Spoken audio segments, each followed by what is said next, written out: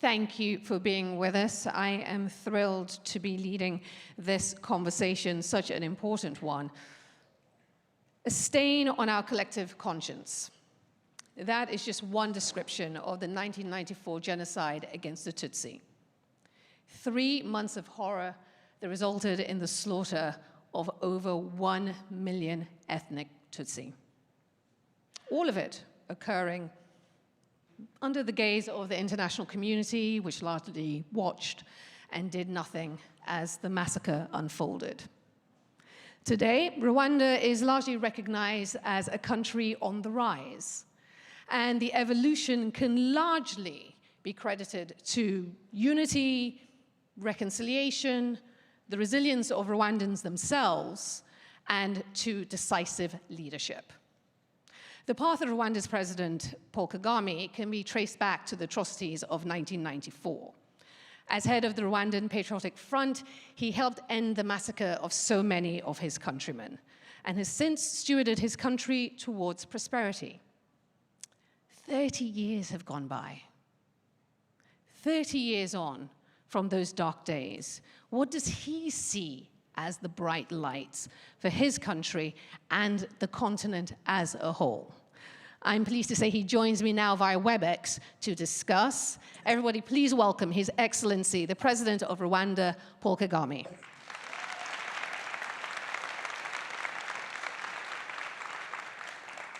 Mr. President, welcome. It's good to see you.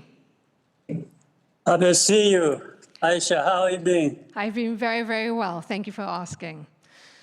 Last month, you participated in Kwibuka 30, which was the beginning of 100 days of remembrance of and ceremonies marking the genocide.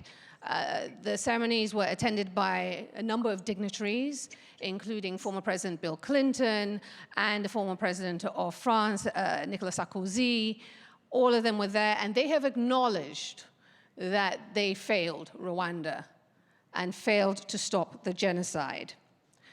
Talk to us about this moment, this painful chapter in Rwanda's history. What are your reflections on that moment? And crucially, how it was viewed then versus now? Well, thank you, Aisha. I'm very happy to be with you. Global Citizen is a very good partner to Rwanda and Africa.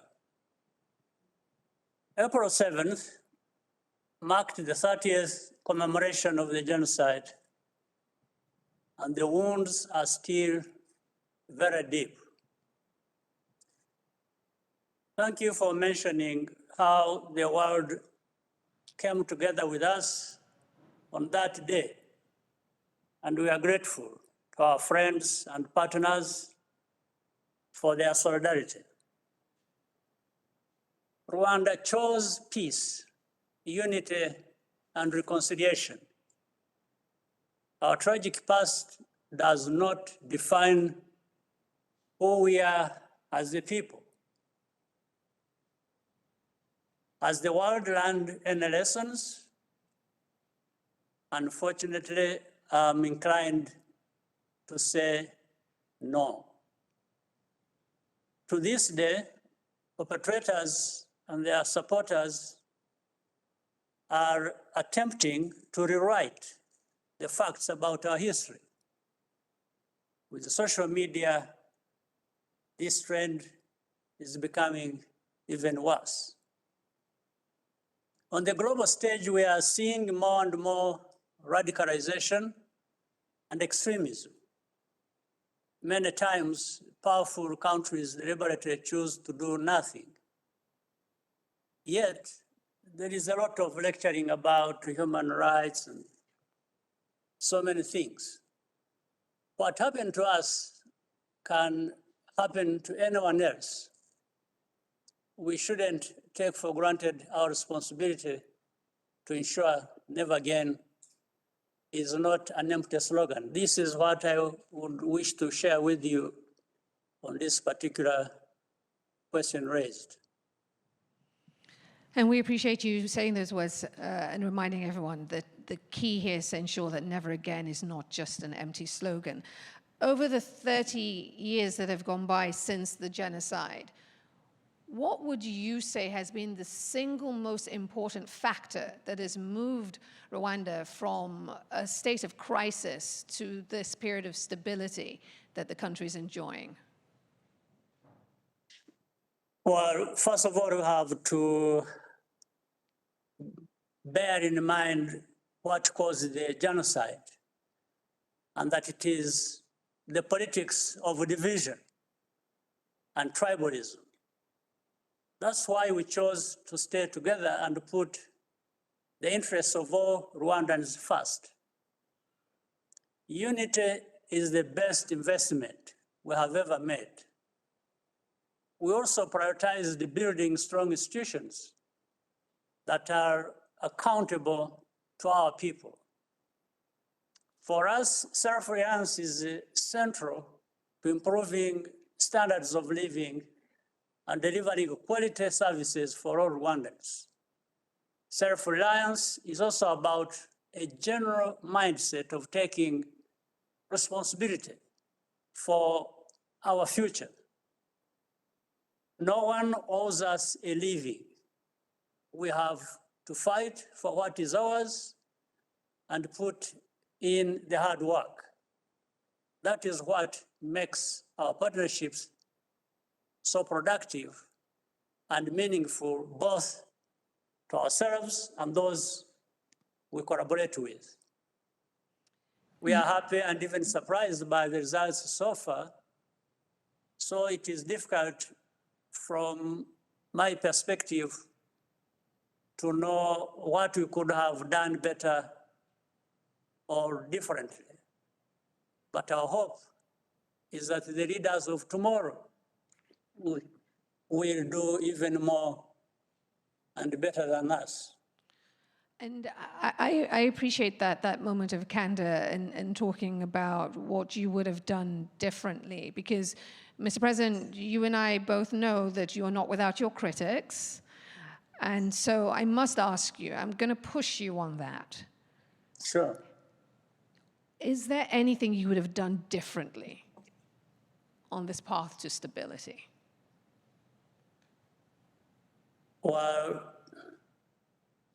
being where we are and seeing what we have achieved and what the country and the people are enjoying, I can only wait for other people to inform us through those criticisms what they thought people in our place could have done better. I have no quarrel with anybody criticizing us, but yeah, we are the ones trying to do our best for ourselves to overcome these extremely difficult circumstances. Fair enough. Talk to me about the investments that you have made in Rwanda, in infrastructure, in technology, in bringing healthcare to all. Talk to me about why it has worked so well in Rwanda and how that has been the underpinning of your economic success. And can we replicate that across the continent? Well, there is a correlation, a direct correlation, if you will, between human capital, economic growth, and stability. Our people come first. That is why we invest heavily in healthcare, education, and the basic infrastructure. When you overlook human capital, people begin to search for a better life elsewhere. That is the driver, by the way, of irregular migration. In the worst case scenario, you have coups and radicalization of young people. At the same time, we remain forward-looking by investing in technology and innovation. We have also put in place measures to attract the brightest African minds to come to Rwanda and test their digital solutions and startups and more. A great deal has been done. I've seen it for myself. I was in Rwanda just before the pandemic, and it is truly remarkable to see the progress on the ground there. You continue to make strides. You're involved with Global Citizens Move Africa. That's the campaign to boost economic investment and job creation through a Pan-African music tour. We're seeing you on stage there, looking very cool, Mr. President, on stage, has to be said. Now, the idea here is that the creative economy has an estimated global value of 4.3 trillion and is poised to play a big role in Africa's future development. Rwanda stepped up and was inaugural host of the first Move Africa event. Can you tell me why it was important to you to be part of this? Because I remember when I saw the announcement, I thought to myself, interesting, when I look at all the investments you've made in Rwanda, why did you choose to get involved with Move Africa? Well, let me start by saying Rwanda was very privileged to host the first ever Move Africa concert last December. We look forward to our collaboration with Global Citizen over the next 4 years. Move Africa is important for 2 reasons. For one, it is already building the professional workforce needed to support major concert tours. The lasting impact will be seen through greater African contributions to the creative industry that is worth billions of dollars.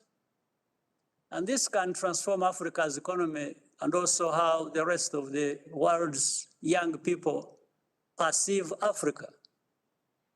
Secondly, the purpose of Move Africa is to advance a common cause. Last year's focus was building strong healthcare systems with a focus on community health workers, which in Rwanda, we take very seriously. Music brings people together. This togetherness in our complex world is a strength we must build on.